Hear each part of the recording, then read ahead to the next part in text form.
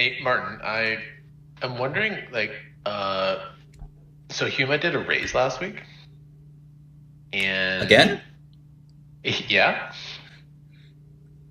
another 15 mil, What? and How'd I miss this?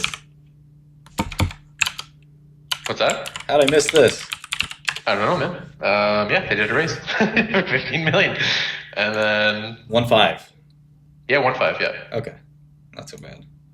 I mean, I don't think it was much, but Whatever the market would they, bear. it's Oh kind my of what I thought god, too. these guys are ridiculous, dude. And I was like, They just did this, 30. They were I like, know, hey, can we, can we and get some more? if they're well, if the ATIP gets approved, they get a kick. They get a like a milestone bonus of like 40 million. Let me see. Hold on. So Hold on. Hold you know, on. there's money coming anyway. But like anyway, so they did this raise last week, and basically they have this like kind of a binary happening like hopefully on Thursday, assuming that they release the data or whatever. But like it's a really weird thing, right? It's like a 5 minute presentation, which is the first time that they'll be releasing any mention of like this long term efficacy data for the trauma trial. I actually think that like the PI who like runs the trial is just like, okay, guys, like I have to present some kind of long term data. Like it's been 6 years since we started this trial. Right. I need to do something that shows more than like 1 year's worth of. I mean, even a year's worth of data would be fucking like long term data as far as I'm concerned. But anyway, so he's gonna do this thing on Thursday. They're not advertising that there's a talk. You know what I mean? Right, Like right, right, right, right. I had to dig it up, and that's happening. And then this week, so like I found that raise was like really interesting because like it's heading into this event, which will probably be bad, and which like the stock will probably go down. So like whoever bought that, those shares is like gonna get fucked. And Well, they have I thought that warrants. was They got warrants. I'll give that a oh, point. they're warrants. Okay, so this is like where I like I'm not I guess knowledgeable. Like I can't tell a fucking out from an end like when it comes to this stuff. Like, Yeah. but um, so if it's warrants, it's like it's only they can decide to exercise that like when they want. Like, is that the idea? But like Correct. they get money, right? Like, does Humus like get money from this? Yes. Right. So maybe Yeah, it's simple. I mean, uh, if it's a $5 warrant, you have to pay $5 to exercise it. You can right. also do a cashless exercise, but typically if you have the right to buy the stock at 5 and you exercise that right, you were buying the $5 stock issued to you by the company. And presumably you Yeah. would only do that if it was at 6 or something like that. In practice, people do wait for, some amount. They don't just exercise at the exact price. Now, what you'll Yeah. often do is you'll short the stock, and then when you're done shorting, you'll exercise. And I used to buy these things and just keep the warrants in the drawer, waiting for, you know, just waiting for sell the stock immediately, basically. Hope you don't lose money, and then you have these warrants for free. It's like imagine collecting 50 call options on 50 random biotech companies, and you just wait for a couple of Yeah. them to work out. You exercise the warrants, sell the warrants. Company gets a little cash, obviously, but your main goal is So to hit it big on one of these. I sold warrants to Vivek and others. They cashed out, I paid a see. huge amount. But it's essentially a call option from what you're describing. Yes, it's a call option. Yeah. Okay. So it's a big call option. It But expires as like, well. right. Okay. So if they did this, so they paid $15 million for this call option to exercise. Yeah, and they Let's could see. take a loss on it. I mean, they very well might sell it at a loss. They might hold it for a few weeks. They might 6 months. 6 months. 6 months. What? These warrants will be exercisable immediately at an exercise price at this, and will expire 180 days from the date of issuance. Oh wow, that's rare. They're usually 5-year warrants. Oh wow! So they're basically banking on the binary going well. I think they probably got a call, what's called reverse inquiry, saying, "Hey, would you take 15?" And a company would say, "Yes, of course we would." And under these terms, and That's Like, pretty much it. so like, but like, how long does it take to set up a deal like this? Like, is this like, did this happen in a couple of weeks or like even a Yeah, week and then? you can do it pretty quickly. That's what the Yeah, bankers are there for. well, that's what I'm curious about because like it's pretty fucking cold blooded like to me that like they would go out raise this money right in front of this binary event essentially coming up on Thursday, which will go badly because I'm really sure of like the data being like bad because during the other data was bad, right? And so this long-term data is definitely not going to look better than like the vein graft. There's for some there's like technically no comparison here because they refuse to like use databases. So they could argue that it's superior or whatever, but they're really not advertising it. I think it's going to be bad. Like I think it's going to be really bad. And so like they went out raised this money last week. They have this event coming up this week, and also this week, yesterday and today, the fucking CEO's husband sold another like $5 million worth of shares. So like the drop in the stock was like a lot of that. It was like him filing his S3 to disclose, right? Form 3, yeah. And so he filed that yesterday. He sold 3.5 million. He did it again today for about half as much. So it's like it's 5 million. Like, and that's I looked it up. Like this year, I mean, it's like 25 mil or almost 30 mil that he's done. But apparently his total is like 60 something million. And I like this dude. He's like apparently funding, his operation like with the money from, these Huma shares. But this whole thing, like in the matter of the past like week or two, like it seems so fucking cold blooded to me because like you're going to the bank, you're raising this money, you're saying, yeah, we can. Here's some call options, like they'll be worth something someday. But then like next week it probably goes down 20-30%. It's already down, Yeah, it's 30%. It's probably down because they're selling. Well, that's what I mean. That too. But Yeah, certainly you would have known about both those things. You would have known about both those things. You would have known about like the fact that this dude's probably going to be planning to sell some shares in the next week or so, right? Unless he just decided like this week on Mondays, like I'm selling shares, everyone. Sometimes there's a lot of crazy things that happen around these warrants. I think they made it illegal, but I still think it's done. Where you'll short the stock and then go to the company and ask for a secondary, and then get the warrant, so you cover your short when you invest. Does that make sense? So if I shorted like 5 million shares or 3 million shares at 5, and I go to them and I'm like, okay, I want to buy 3 million shares from you, but I'll only do it if you give me warrants too. Mm-hmm. So by shorting it, I drove the price down. I negotiated the purchase price, let's say 20% off the market price. So I make like 30% on the short, and I get free call options. Yeah. Now the flip side is the stock can go up right in your face, and it doesn't always. I see your point. Yeah, but it just it seems like just like so dear to the bankers, unless like they were in on it. Then the bankers all they care about is that 5%. That they don't like. What about the 15 million? Like who like shit? That's not their problem. 5% sell that loan. 5% of 15 mil is a nice. I understand. Like that's a nice payday. $700,000 commission. Let's say you're the banker working at whatever bucket shop, right? Is doing this deal. So 5% of 15 million is literally $750K. Yeah. It's probably a 50-50 profit split. So you just put $350K in your pocket, making a couple phone calls. I mean, I guarantee you that banker has the closest relationship with that CEO.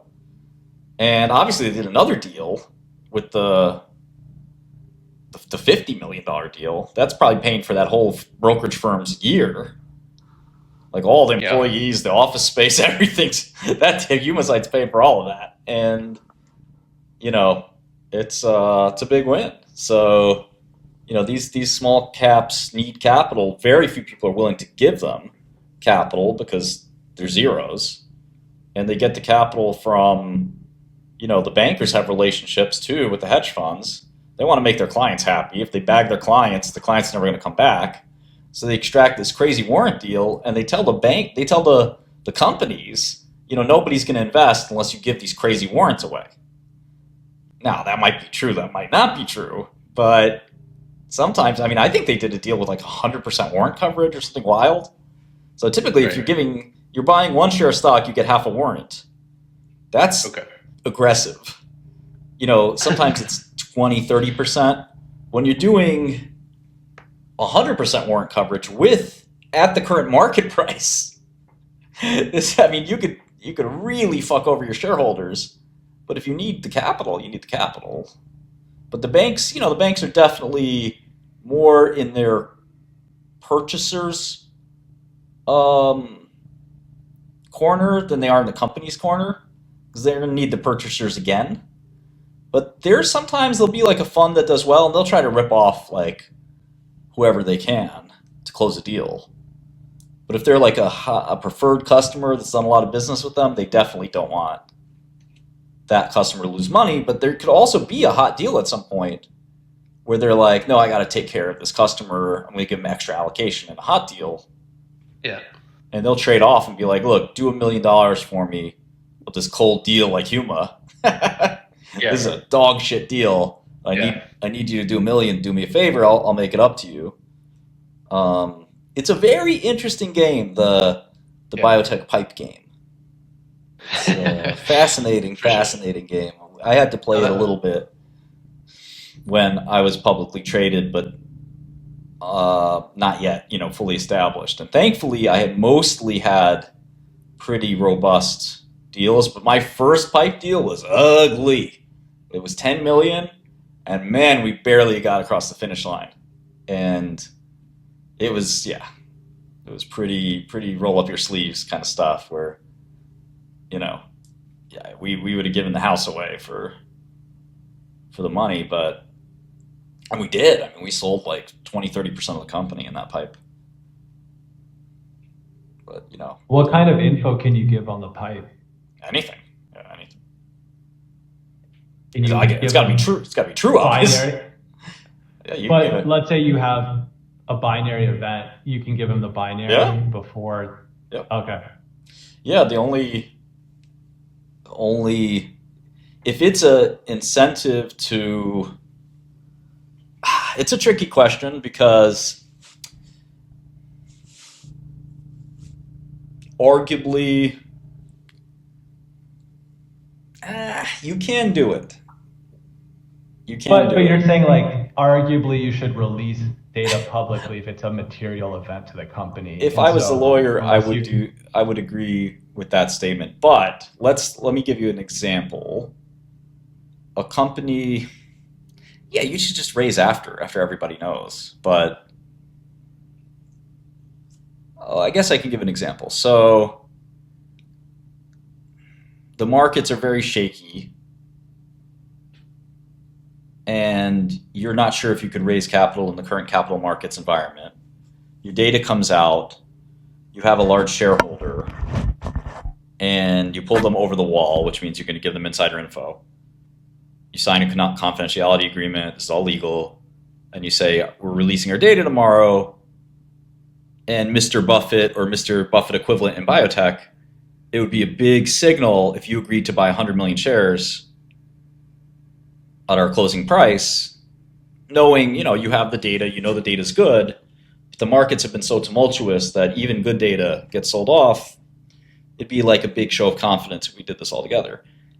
And that kind of makes sense. I mean, I'd be a little upset if I was a publicly traded shareholder that was not over the wall and didn't have the opportunity to buy at this really nice price. But I also recognize that if the company felt it was in their shareholders' best interests to do all this, it seems like it's fine to do. Because sometimes, let's say the data is more mixed, the stock might go down on the data. So selling shares to somebody before the data comes out is kind of a good thing for stockholders. It's a little tricky, but I don't think you were running across any insider trading problems. As long as it's done with a CDA and it's the manner of which everything was disclosed properly to the investor and the board and all that. I certainly wouldn't do it that way. It makes way more sense to do it the other way. And I don't know too many lawyers that would think that would be a good idea, just because the smell of it is just awful, you know. But Yeah, you that know, makes sense. technically you could probably do it. I'm just thinking of like the 2008 crisis when like Buffett was doing all those deals. Like you're allowed to go it's sort of a better example is, let's say there's a pipe coming for Humacyte, okay? And they say, Martin, we want you to invest $10 million. I said, okay, but I want to see the whole BLA you filed. Okay? Mm-hmm. They would open a data room and show me the BLA. And just have a, you know, confidentiality agreement in place. So I just can't disclose the contents of the BLA, but if I wanted that reassurance, they would do that. And it's okay that I have material non-public information because they agreed to give it to me. And that remains non-public for everybody else. And that's the privilege of a large shareholder. You get that kind of access. You could even be on the board of directors if you wanted. If you buy enough shares, you know, I want to be on the board. I want to know everything that happens. Now, you do have then, at that point, open market trading restrictions. And again, a lot of corporate counsel are very conservative. They don't want this kind of thing happening. They'd much rather, they call it the window be open, where insiders are not insiders, everything's been disclosed. Then they say, okay, at this point, you can buy or sell. But, you know, that's why those 505b2 things came out, where like the CEO of Intel might be like, look, I always have insider information on Intel.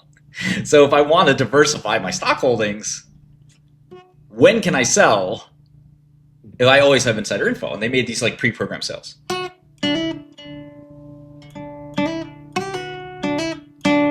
Very interesting.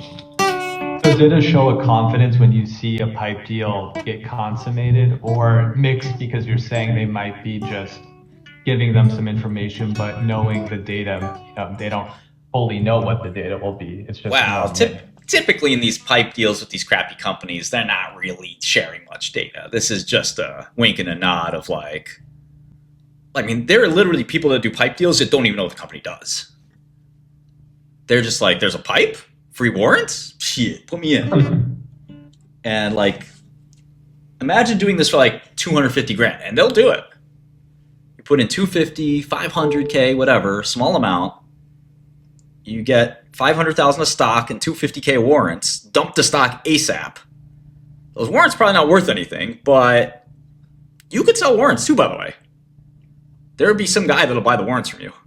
There's actually brokerages that just trade warrants. So like, you take a 30K loss on the stock, let's say, goes down 3%, whatever, 6% even, and you flip those warrants for 80K, that's a quick free 50K.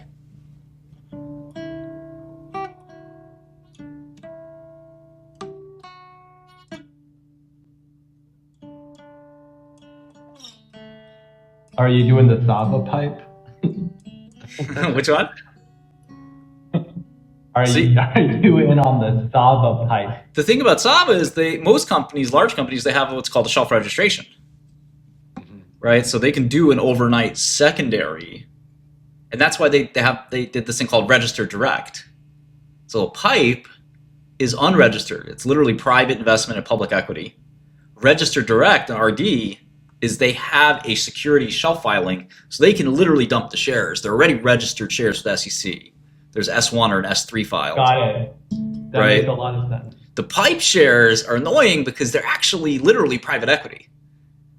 They're private investment in public equity. So you are buying shares that are unregistered. You have to wait for the company to file a registration statement and for that registration statement to go effective. The SEC determines that. That can take months.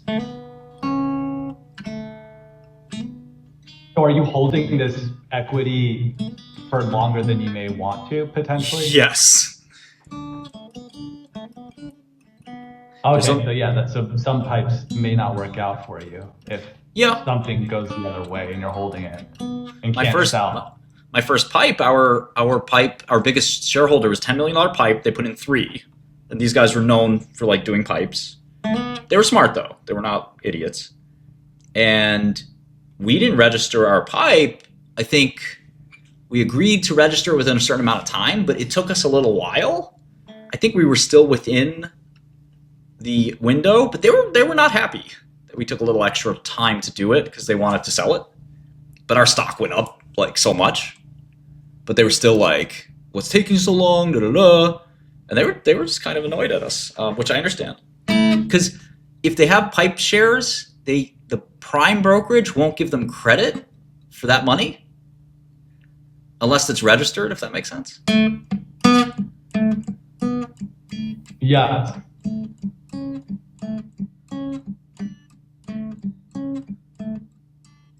Wiki asks a good question. Can you use pipes to engineer a low float squeeze? Yes and no. It's hard to engineer much in the market. I mean, you could, but like, so let's say you bought a liquid stock, you bought the pipe, and then you start goosing the price by buying it in the trading market. And you know you have 10 million in the pocket, and you start pumping the stock yourself at low volume. I mean, you can try it and hope that other people will follow. But if it's just you sitting there buying it, a lot of people are just going to be like, whatever. They don't know it's just you, but it may not catch fire, and then you've just bought more stock at higher prices than you did in the pipe. And you're making it harder for yourself to exit. It doesn't always go according to plan.